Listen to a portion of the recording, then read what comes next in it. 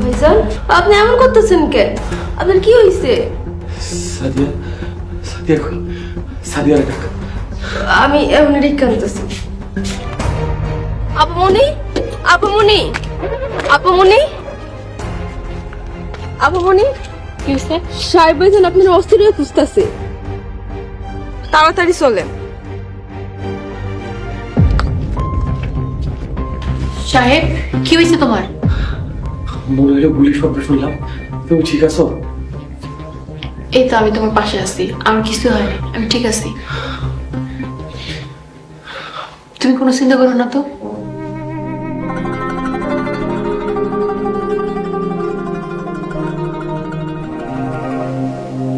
আপনার শরীরের অবস্থা এখন কেমন? আলহামদুলিল্লাহ, এখন অনেকটা ভালো।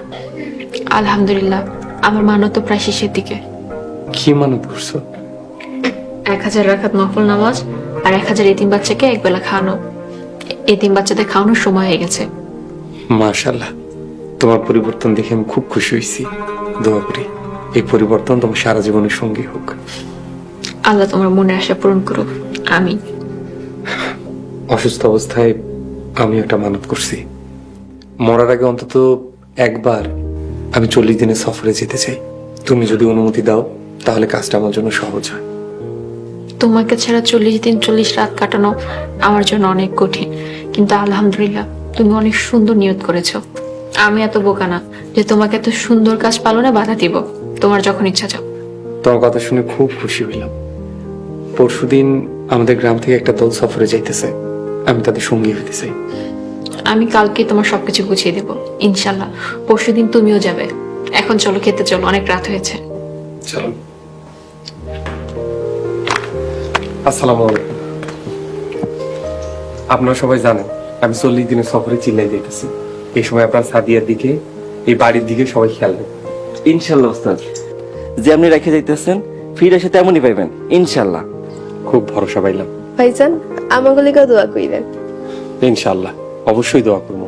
সাদিয়া, জি, ওরা যেমন তোমার দিকে খেয়াল রাখবো, তুমিও ওগো দিকে খেয়াল রাখো। নিশ্চয়ই। তুমিও নিজের দিকে খেয়াল রাখো। আর যদি মনে হয় শরীর খারাপ করতেছে আমার জানায়ও, আমি গাড়ি পাঠিয়ে তোমার নেওয়ার ব্যবস্থা করবো। ঠিক আছে, সবাই দোয়া করেন এই 40 দিনের সফর যেন আমি সহি সালামতে শেষ করে বাড়িতে ফিরতে পারি। ইনশাল্লাহ। আসসালামু আলাইকুম।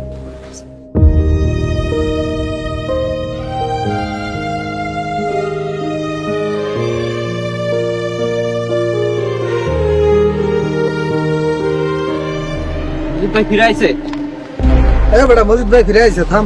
চুপ, তেমন কোনো হাওকা করিস না। যা করার পরে কর, আগে আমার কাজ শেষ করতে হবে। চল। ঠিক আছে ভাই।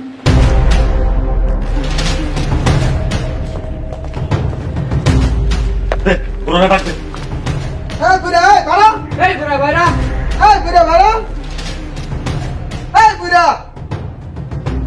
ভাই বের হইছে গ্রামের বিবেক। ধরে নে।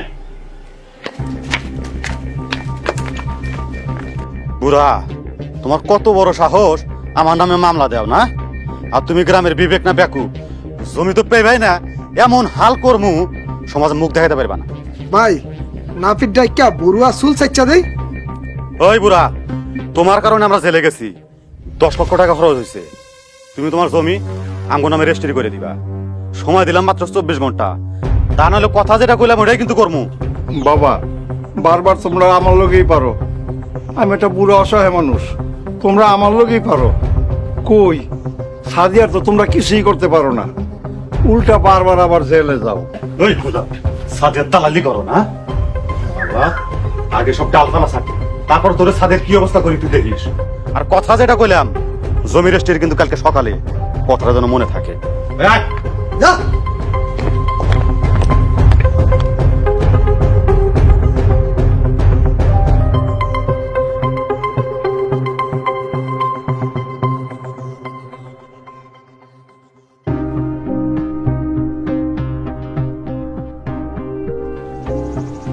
আসসালামু আলাইকুম মামা। ওয়ালাইকুম আসসালাম। বসেন চাচা।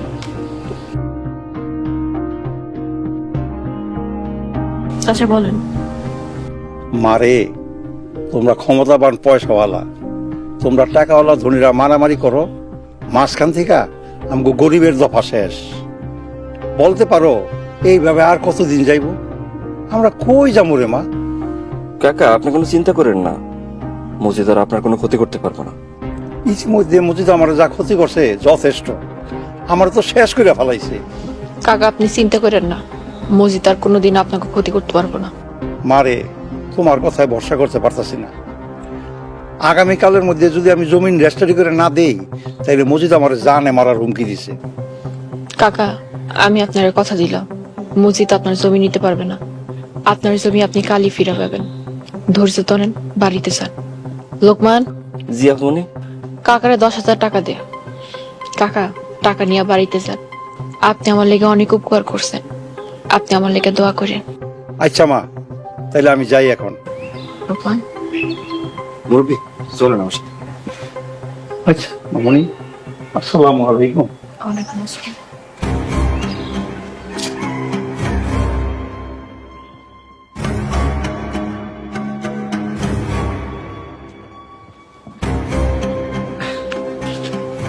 আপনি রহিম চাষা 10,000 টাকা দিচ্ছে, খুব খুশি হয়েছে।